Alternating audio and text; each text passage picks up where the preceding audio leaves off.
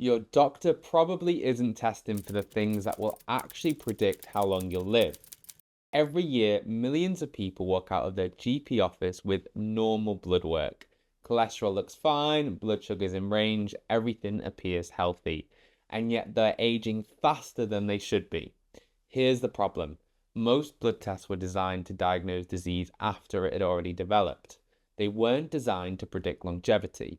They weren't designed to tell you how well you're actually aging. But there is a different set of metrics, 6 specific biomarkers that longevity-focused physicians actually track, and chances are you've never had most of them tested. Hi, I'm Dr. Cal. I spent 7 years in the NHS before leaving to study longevity full-time, and now I dedicate my work to translating the science of aging into advice that you can actually use. For this video, I've analysed 28 peer-reviewed research papers, meta-analyses, cohort studies, systematic reviews to bring you the most evidence-based breakdown of what's actually predicting longevity. I've compiled every single one of them into a citation library that's linked in the description so you can check out any of the research for yourself. In this video, I'm going to walk you through 6 metrics that span 4 domains: cardiovascular, functional, metabolic, and inflammatory. By the end, you'll know exactly which tests to request at your next appointment and the specific target ranges you should be aiming for. Now, to make sense of why any of these 6 metrics matter, it's worth understanding the difference between how conventional medicine and longevity medicine approaches testing. When you get routine blood work, you typically see a standard lipid panel: LDL cholesterol, HDL cholesterol, triglycerides. You'll see a metabolic panel with fasting glucose, maybe HbA1c if your doctor suspects diabetes. These tests all have one thing in common: they were designed to catch disease. High LDL, you might have heart disease. High blood sugar, you might have diabetes. They're reactive, not predictive. Longevity medicine asks a fundamentally different question. Instead of asking, do you have disease, it asks how well you're aging biologically. Those aren't the same question. You can have perfect cholesterol numbers and still be accumulating plaque in your arteries. You can have a normal fasting glucose and your cells are becoming increasingly resistant to insulin. And you can have an absolutely healthy BMI while holding dangerous visceral fat around your organs. Think of it this way: standard blood work tells you whether or not it's raining outside right now. These longevity metrics tell you the long-range forecast, whether a storm is building months before it arrives. The 6 metrics that I'm about to walk you through capture what these standard tests miss. They measure the biological processes that determine how long and how well you'll age. The first metric might surprise you because it has absolutely nothing to do with blood work. It's grip strength and muscle mass. When most people think of longevity, they think about heart health or cancer prevention. Very few think about muscles. But emerging research shows that skeletal muscles is one of the most important predictors of how long you'll live and how well you function as you age. And if you've watched any of my videos, you'll know that I am a huge advocate for resistance training and muscle preservation. The condition that we are trying to prevent is something called sarcopenia. That's age-related muscle loss and loss of muscle mass and function, and it's far more dangerous than most people realize. A team of researchers recently pulled together 39 studies involving over 76,000 participants. They found that sarcopenia was associated with a 79% increased risk of death. But it doesn't stop there. It also predicted a 91% increased risk of physical functional decline and more than double the risk of cognitive and psychological impairment. That last one catches a lot of people off guard. Losing muscle mass predicts cognitive decline. The relationship between muscle and brain health is increasingly well established in the literature, so it's really important to remember. Now, the worst combination of all is something called sarcopenic obesity, low muscle mass combined with high visceral fat. That roughly doubles your all-cause mortality compared to normal body weight composition. But what is fundamental to understand is that BMI completely misses this population. You can have an absolute normal BMI of 24 whilst having dangerously low muscle mass and dangerously high visceral fat. BMI cannot distinguish between muscle weight and fat weight. That is why it is such a terrible metric, and I cannot understand why it is so widely used still. So why does muscle matter so much anyway? There are 4 reasons. First, skeletal muscle is your largest insulin-sensitive tissue in your body. It's the primary site where your body disposes of glucose. Lose muscle and you lose metabolic capacity to handle blood sugar. Second, muscle tissue produces hormones and signaling molecules called myokines. These regulate inflammation, metabolism, and brain function throughout your body. Third, muscle provides the mechanical capacity for movement and fall prevention. Falls are a leading cause of death and disability in older adults. Fourth, muscle represents a physiological reserve. When you get sick or injured, your body needs protein. If you don't have adequate muscle reserves, acute illness can become fatal. The European Working Group on Sarcopenia defines probable sarcopenia as low grip strength, less than 27 kilograms for men and 16 for women. You can measure this with a simple hand dynamometer in 30 seconds, so you don't need any fancy equipment to get started with this. The intervention here is straightforward. Resistance training at least twice per week, combined with adequate protein intake of 1 to 1.2 grams per kilogram of body weight, especially for older adults. Sarcopenia is reversible, but you have to measure it to address it. The second metric, in my opinion, is the most important number in all of longevity medicine, and again, it's not a blood test. It's VO2 max, your maximal oxygen uptake. VO2 max measures the maximum amount of oxygen your body can use during intense exercise. It's an integrated measure of how well your heart pumps blood, how well your lungs exchange gases, and how efficiently your muscles extract and use that oxygen. And the research on this is truly staggering. A landmark study tracked 122,000 patients over an 8-year period. During that time, over 13,000 deaths occurred. The researchers measured cardiorespiratory fitness on a treadmill test and compared it against mortality. Here are the numbers that should get your attention. The low fitness group versus the elite fitness group had a hazards ratio difference of 5.04. That means that people with low cardiorespiratory fitness had more than 5 times the mortality risk compared to the elite performers. 5 times. To put that into perspective, the mortality risk from low fitness rivals or exceeds smoking, hypertension, diabetes, and coronary artery disease. It is one of the strongest predictors of all-cause mortality we've ever identified. But here's what really surprised the researchers. There was no upper limit to the benefit. Even comparing the elite performers to merely high-performing groups, elite fitness still conferred a 23% lower risk of death. Even the fittest individuals get more benefit from additional fitness. Usually in medicine, more of something eventually stops helping or starts to hurt. With cardiorespiratory fitness, every step up the ladder still reduces your risk. The dose response is clear. Moving from below average to average fitness or to above average fitness reduces mortality by about 29%. Every increment of improvement provides additional benefits, and older patients derive particular benefits, which means it's never too late to improve. The gold standard for measuring VO2 max is the graded exercise test with a metabolic cart. You wear a mask that measures your oxygen consumption while you're exercising until exhaustion. These are available at sports medicine clinics and hospitals, but wearable devices offer a more accessible alternative, but to be honest, they are nowhere near as accurate. The key insight here is this. If you want to extend your lifespan, improving your cardiorespiratory fitness is one of the most powerful interventions available, more powerful than almost any medication we have. The third metric takes us back to the blood work, but it's a very specific kind. It's apolipoprotein B, or ApoB. If you've ever had your cholesterol tested, you've seen your LDL-C number, your so-called bad cholesterol. But here's something that most doctors won't tell you.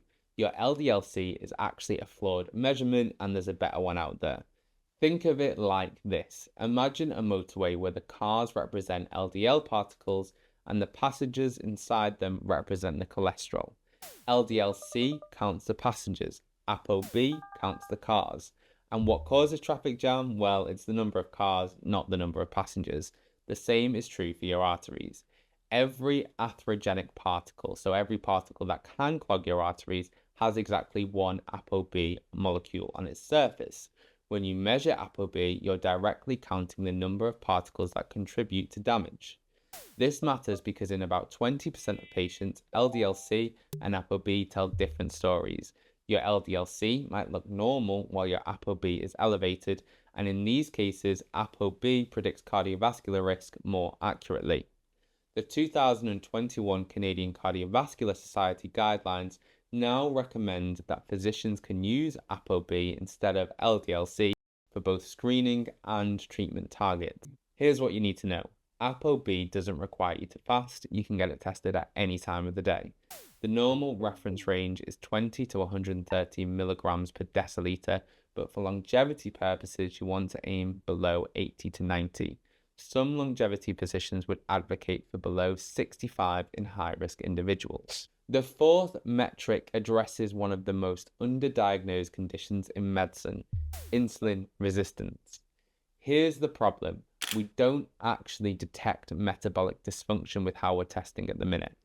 We wait for diabetes to occur, we check fasting glucose and HbA1c, and if they are normal, we assume everything's fine. But we know insulin resistance precedes type 2 diabetes by 10 to 20 years.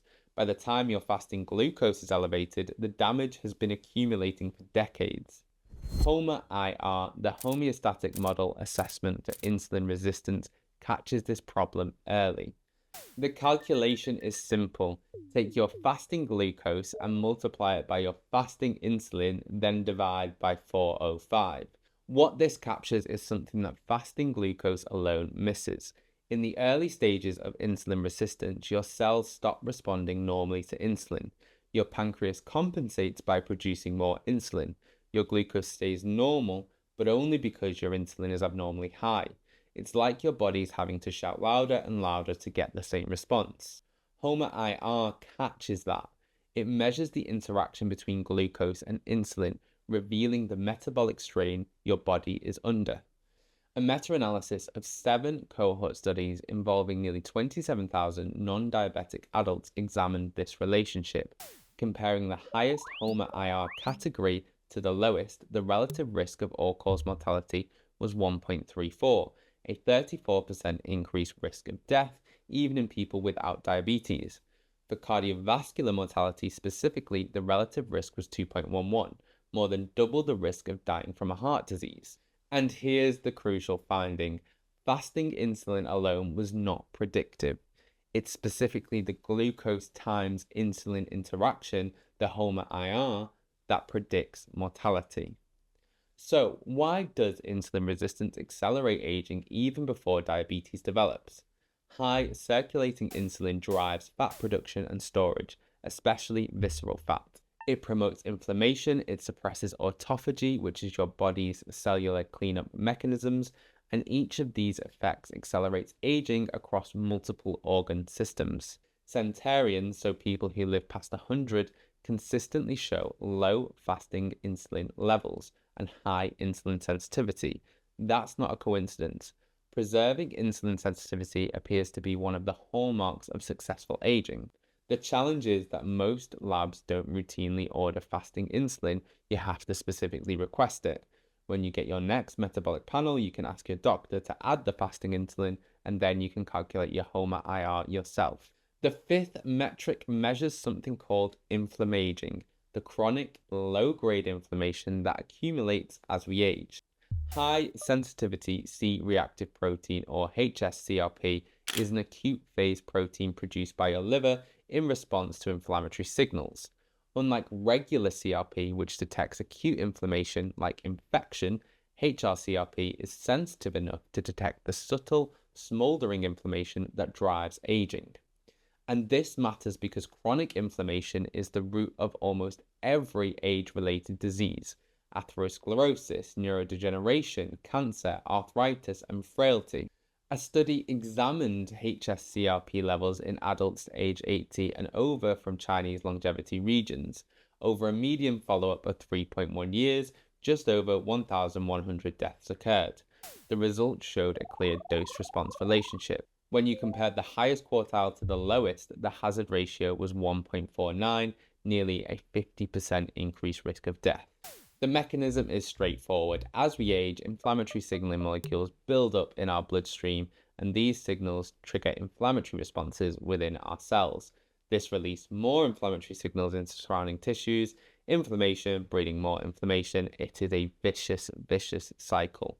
Over decades, this smoldering inflammation promotes atherosclerotic plaque development, it damages neurons, it drives fibrosis in multiple organs, and it accelerates the accumulation of senescent cells.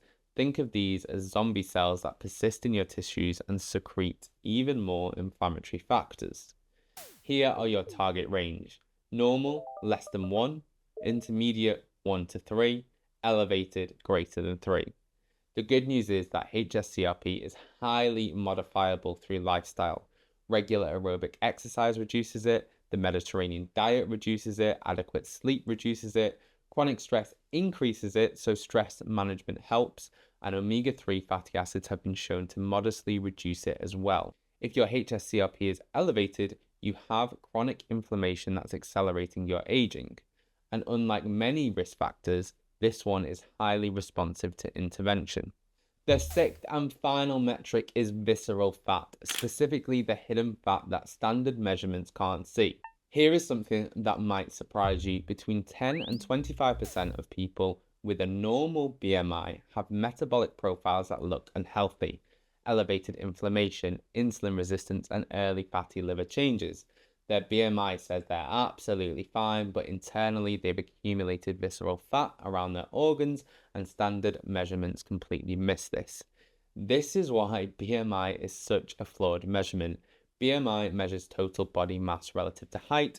It cannot distinguish between muscle weight and fat weight, and crucially, it cannot distinguish between subcutaneous fat, the relatively harmless fat under your skin, and visceral fat, the metabolically active fat surrounding your organs. This distinction is everything. Subcutaneous fat, the fat stored just under your skin, produces relatively few harmful metabolic byproducts. It's not the type of fat that drives disease. Visceral fat is a completely different story. It's packed around your liver, intestines, and other organs, and it behaves like an endocrine organ, dumping inflammatory cytokines and free fatty acids directly into your portal circulation. The research quantifies this hierarchy of metabolic damage. Roughly 22 to 25 pounds of subcutaneous fat produces similar metabolic dysfunction to 3 to 5 pounds of visceral fat, and both produce similar dysfunction to just half a pound of visceral fat specifically located by your liver.